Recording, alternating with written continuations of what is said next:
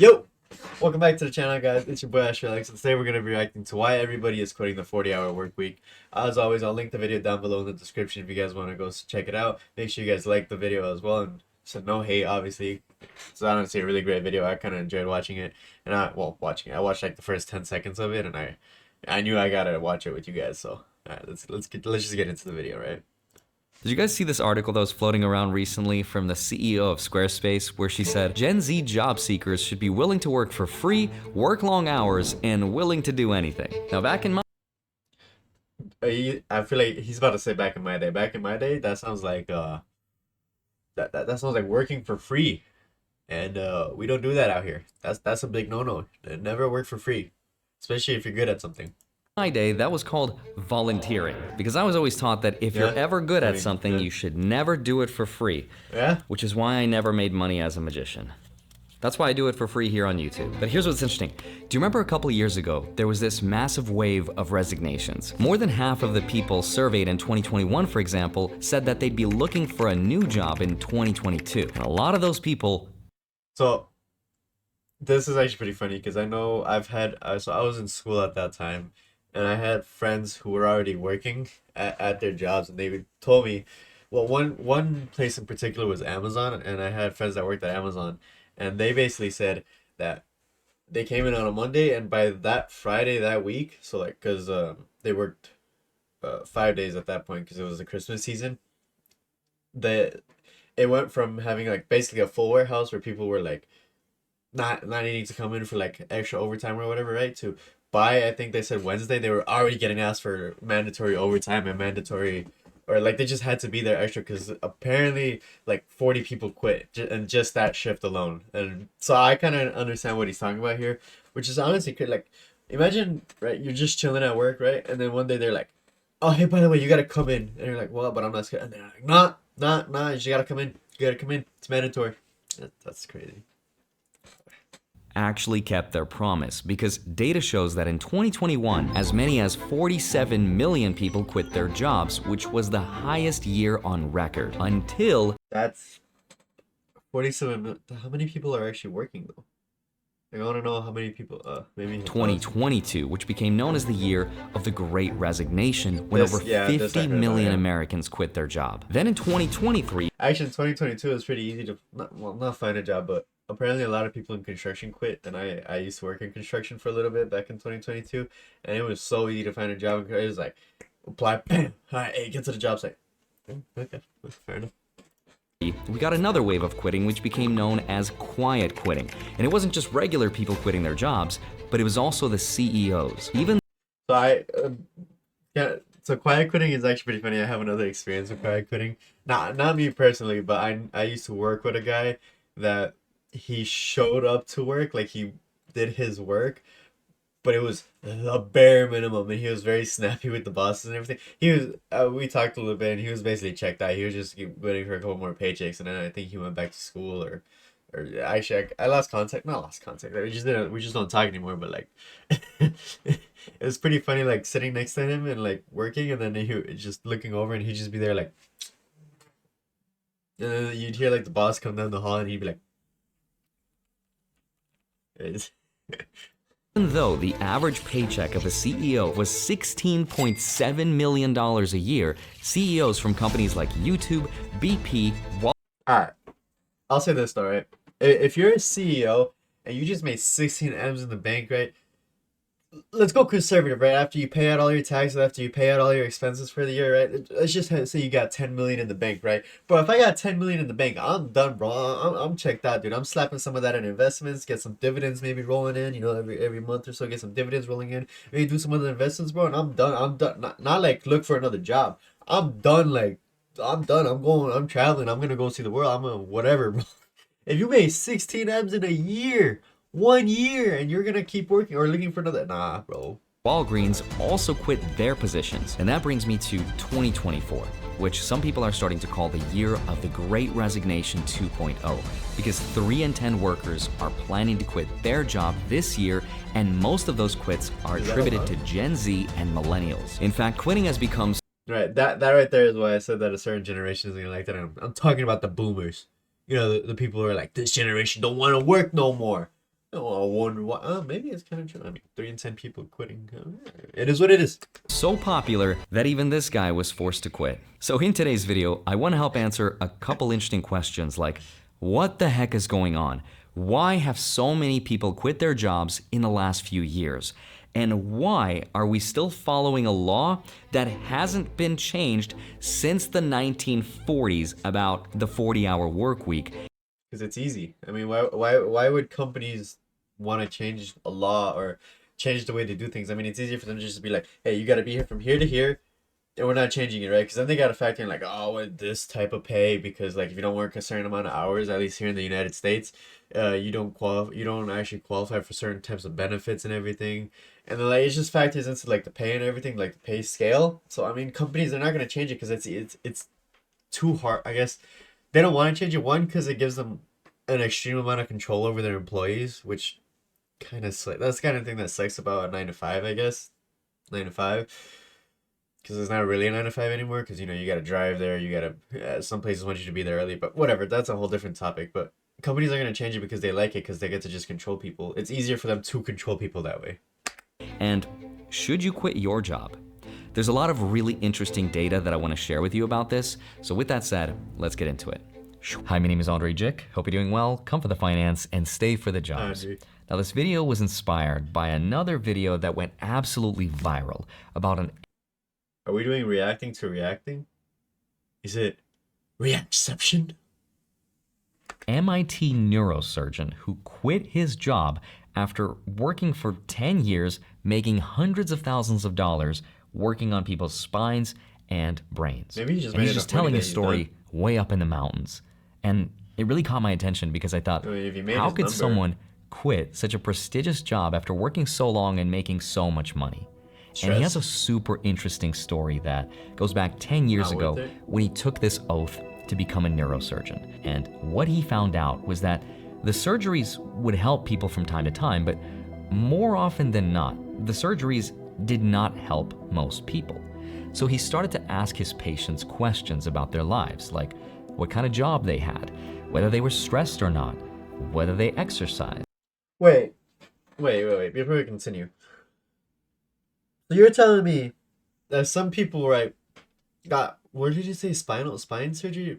The surgery, right, that this guy was doing, and it didn't even. So imagine, right, you got to take time off of work, and in some places, a lot of places, they don't pay you for taking time off of work unless you have like short-term disability insurance or long-term disability insurance. Whatever. You're not making money because you can't work after a spine surgery. I'm assuming, right? I mean, it could be like one of those. Nah, would a spine surgery be like one of those surgeries where you could just work? Like it's non-invasive, I think that's what it's called, where you could just go back to work there right anyway, right? So you're not making money there. And then plus you're paying money because I guarantee you insurance here it's not the best. So I mean, a lot of insurances they're not gonna pay for you to have a certain surgery, especially if it's not like super, like it's not life threatening or anything. I know personally because I have a bent nose from my years of playing soccer. Like my nose just became bent from like the amount of hits I took and whatever.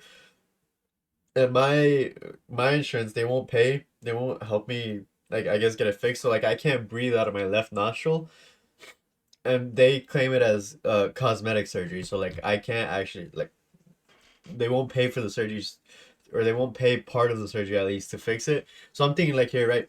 You're taking time off of work. You're probably not getting help or getting a lot of help from your insurance, right?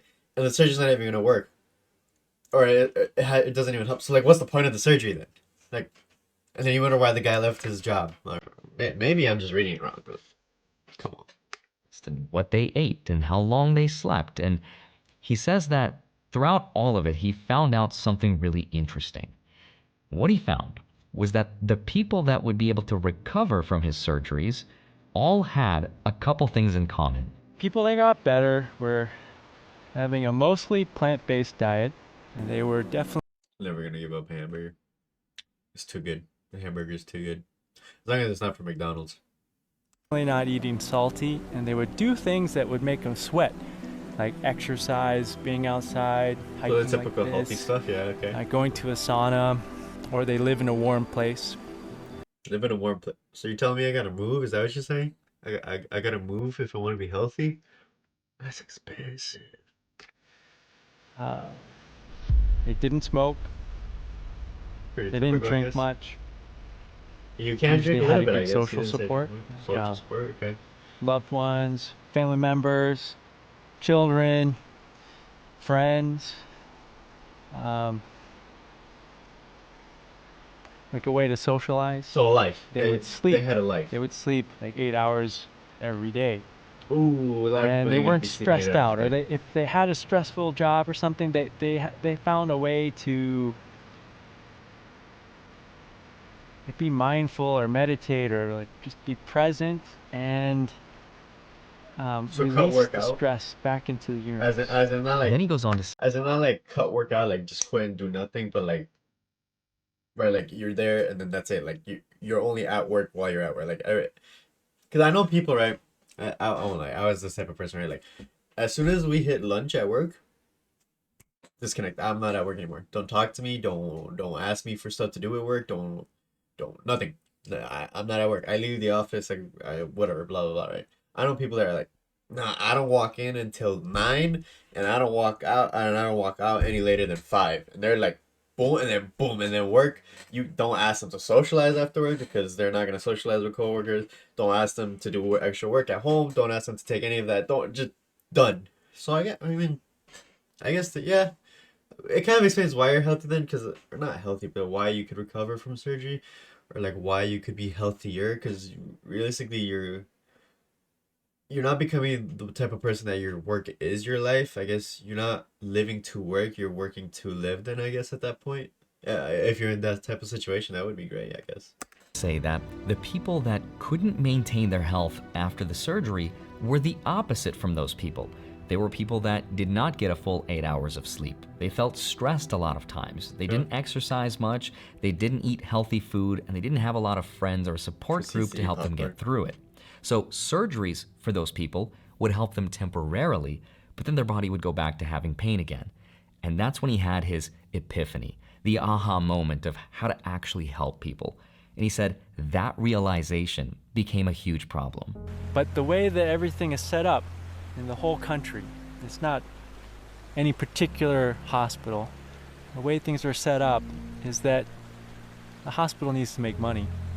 The problem there is Well, see, that's the problem with most hospitals here is because they're not non-profit. Like, hospitals are not, I guess, charitable organizations in the sense of, obviously, they're not as profit-driven, I would assume, as like a big corporation or like a big box store or whatever. But a hospital is still a for-profit company. Like, it's not a non-profit charity or it's not a non-profit organization. So somewhere they still got to make money. And if they're not making money off of the patients themselves, they're going to make money off of the insurance. If they're not going to make money off of the insurance, they're going to have to make money off of the patients. Which is why it's a big issue here in America, why most people don't want to go to doctors, don't like doctors, or don't like going to the doctor. It's that if you figure out a way to help patients heal, not money. and that way doesn't include a pill or a surgery, well, It's not good. They're not going to like it.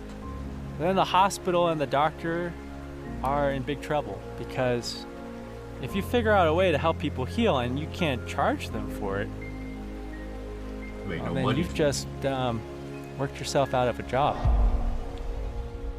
So once he had this realization, he Shouldn't said that- that he gained a shouldn't lot of that be weight, the goal, he became though? sad and angry, and he realized that he couldn't continue working for another 20 years because he didn't think he'd live that long.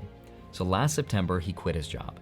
And I really resonated with his story because I know how hard it is to work for something for 20 years only to realize that maybe that's not the thing you were supposed to do.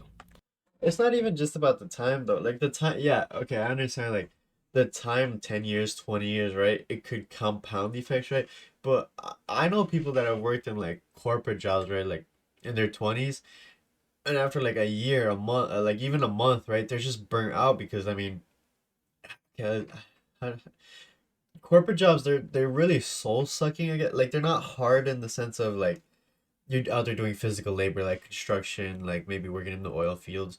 They're not, I guess, mentally demanding in the sense of you're not creating something. You're not making something entirely new. You're kind of just following a set of tasks, but I feel like that monotony of tasks is what makes corporate jobs, at least, detrimental to people. And I feel like that's why people burn out, not just over the span of 10, 20 years or like a long period of a career, but like in like a month or two after just starting a job or whatever.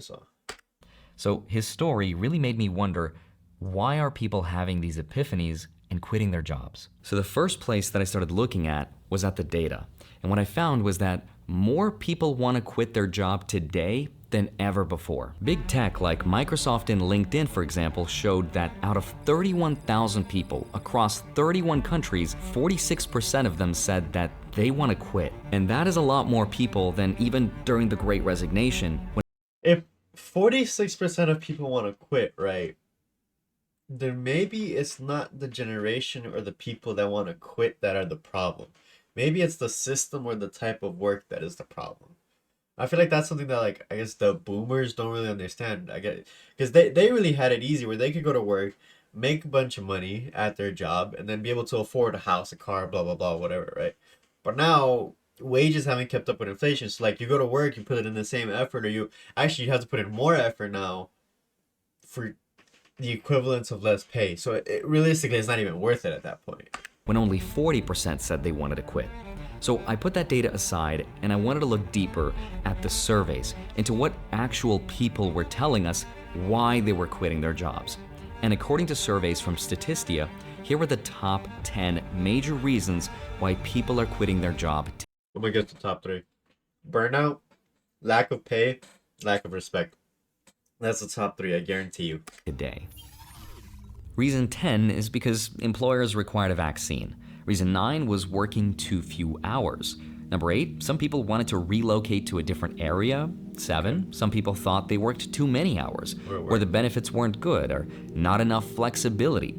Reason number 4, childcare issues. Number 3, people felt disrespected at work. Number 2, some people felt they had no advancement opportunities, but the biggest reason is that they thought the pay was just too low. These are all really good reasons for anyone to quit their job. But yeah, no. But the problem is, they're not new. Anyone could quit their job for any of these reasons in any given year. And it doesn't really help me explain this phenomena of why so many people have quit so recently. So I decided to look back farther into the past. And the deeper I looked, the more this picture started to make sense. Because the real problem started before most of us were even born. We have to go back to 1940. Damn. That's when the FLSA, or the Fair Labor Standards Act, was changed from a 44-hour work week to a 40-hour work week in order to increase productivity. It was also then when we decided for the 2-day weekend how much someone would get paid working overtime, what it meant to be full-time and part-time. Now, those laws were based on the economic conditions and the productivity levels of that time. But here's the problem. Over the last 80 years, we've had a huge technological revolution. We invented automation, computing, instant communication, the exchange of information, the internet, AI, and all of that meant an increase to what's called productivity growth, meaning the same worker could now do way more work in a shorter amount of time. And data shows that since 1947, productivity growth has skyrocketed. So here's what all What's the other graph? What is this? So is the pink one the one for this, I guess, 2022, and the one? So what's the gray one? Because the gray one is wages, and you can see the issue right here. I mean, wages haven't gone up, but you do more work. So like, what's that means? If we take two people, one with access to 2024 technology and one with access to 1947 technology, it's the person who's using modern technology who can make, on average, almost 5 times as much stuff as the other person, or get 5 times as much work done. That also means one of two things. So you get 5 times more pay. If we can do more stuff, but we're not making more money, we can maybe work less. But obviously we know that's not the case. Most people are still working 40-hour work weeks or more if they're on a salary. Or there's option 2, which is... On that point right there, it's so...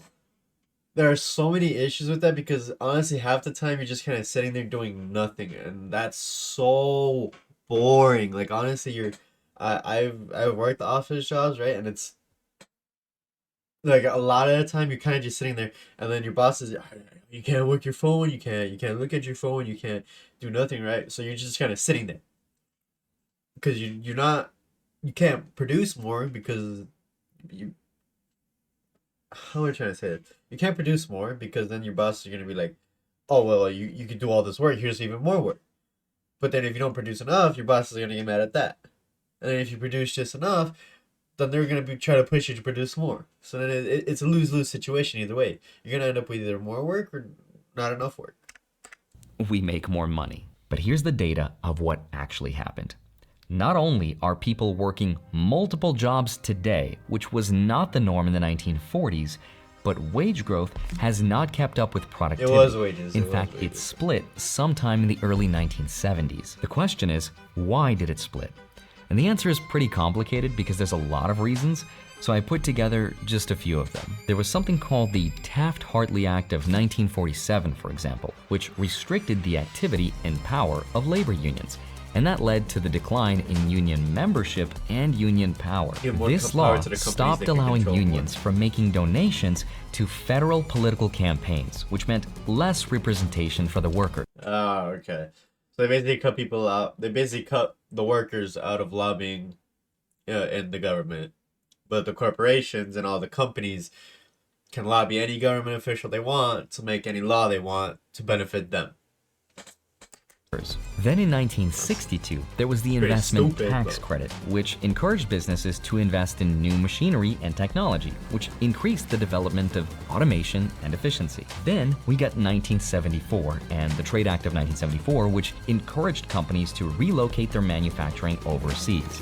And manufacturing overseas meant more jobs went overseas, which also lowered wage growth here in the United States. Then in the 1970s, which is why here in the US, not technically we're a service economy. Like there are more service jobs than manufacturing jobs in the US. So it also shifted not only the pay, right? Like pay used to be in terms of work and pay, like work pay used to be like this.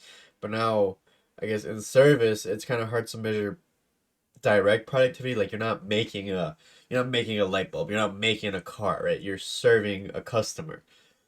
And it's kind of hard to, I guess, system or mathematically measure that. So then you just turn into, well, what's the standard of work, and why is the pay still like here? You kind of get what I'm saying? 70s, there was the oil shock, which led to high inflation and an economic slowdown. That created something called stagflation, which slowed the wage growth and decoupled it from productivity even more. Then there was even more inflation thanks to Nixon's wage and price controls. And in 1978, there was the Airline Deregulation Act, which increased competition in the industry and lowered job security and benefits for workers. Then there was a huge shift towards maximizing shareholder value, and that's when companies started to prioritize profit making over workers and their wage growth. Then in the 1980s, there were the right to work laws, which allowed people to not pay their union dues, and that made the unions less money, which made them less effective. After this law, so basically it was give the workers something that they want, quote unquote want, in a sense of you don't have to pay the union, or you don't have to pay your due to the union, which is a net negative because then the union becomes less effective at fighting the corporation, which then basically turns into a net negative, like I said, for the worker. So it was a double bluff, basically. Some studies show that wages dropped 1% 5 years after the law was passed. And it keeps on getting worse because in 1980, the same thing that happened to the airline industry happened to the trucking industry with the Motor Carrier Act of 1980, which led to deregulation, which increased competition and lowered job security and benefits for workers. And then we got the 1990s, and the world became more globalized. The nations of North America are ready, strengthened by the explosion of growth and trade, to recognize that there is no turning back from the world of today and tomorrow.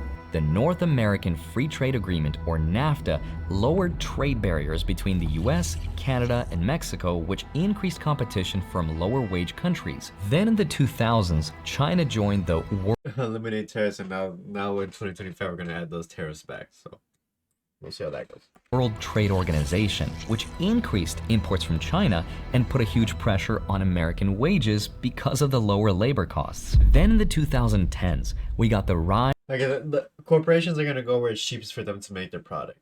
So if it's not cheap for them to make their product here, they're gonna go to a different country to make them. Yeah, it's just as simple as that. of the gig economy.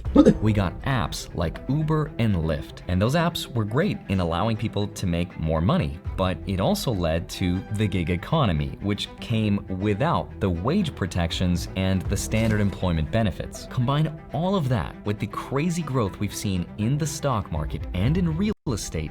But I guess technically with the gig economy, like what would you guys let me know in the comments, right? What would you consider the gig economy, a net positive or net negative?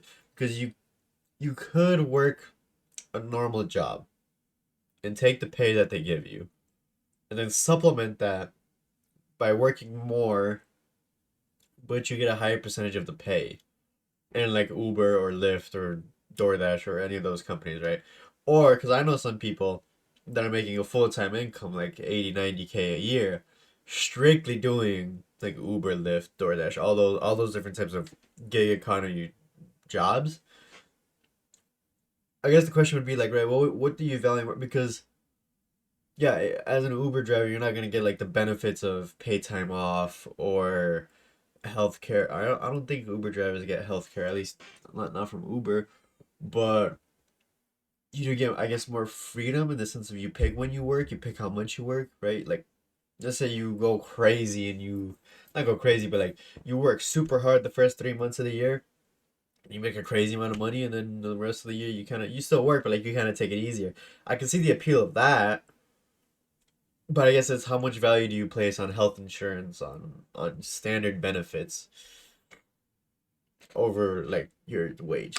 Due to liquidity as a means to pay the debt from our past, and you get the world as we know it today. All in all, these are some of the reasons why workers today can get a lot more work done, but why they get paid less for it. And the expectations for workers are higher than they've ever been before, and that has led to burnout. That's what I'm talking about, burnout, because like a job, right? They see that you can do more work, so they're gonna give you more work, but they're not gonna give you more pay, which means you're gonna be saddled with doing more work, but then you're not gonna see any fruits of your labor, right? If you make an extra call or you do something to, let's say, sell an extra 10 products, are you gonna get any kickback from that? Because I know a lot of jobs that are in sales now. I know a few people that are in sales now that like they don't get commission off of their sales, so like they put in all the effort to sell the product, but like all they're getting is, and yeah, you're getting paid, but like normally I guess a sales job, right?